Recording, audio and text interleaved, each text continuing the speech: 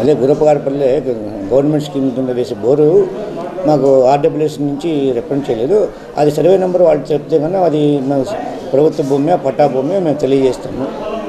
ఏదైనా దానిపైన ఉంటే చర్య తీసుకుంటాం. చెప్పండి. నేను చెప్పను, నేనేం చెప్పను. ఒకసారి మీరు ఫ్రాడ్ చేయలేదు, ఇప్పుడు మీరు ఏం చేయలేదు అనుకోండి, అడిగినాము. నేను ఎంఆర్ఓ గారు పిలిచారు, సార్ చెప్పిన నాకు చెప్పాల్సిన చెప్పిన అంతవరకే. ఎంఆర్ఓ గారు మీ కన్సల్ట్ ఆఫీసర్ మీరే అంటున్నారు. వీరపల్లి మండలం గురపారపల్లి పంచాయతీ, గురపారపల్లి పంచాయతీలోని గురపారపల్లె. దానికి మాకు పూర్తిగా వాటర్ స్కీమ్ అనేది ఇప్పటి నుంచి ఉండింది.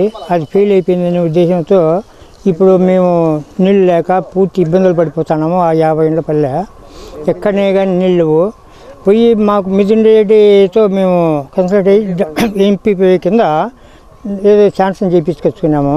ఆయన బోర్ శాంక్షన్ చేసినాడు.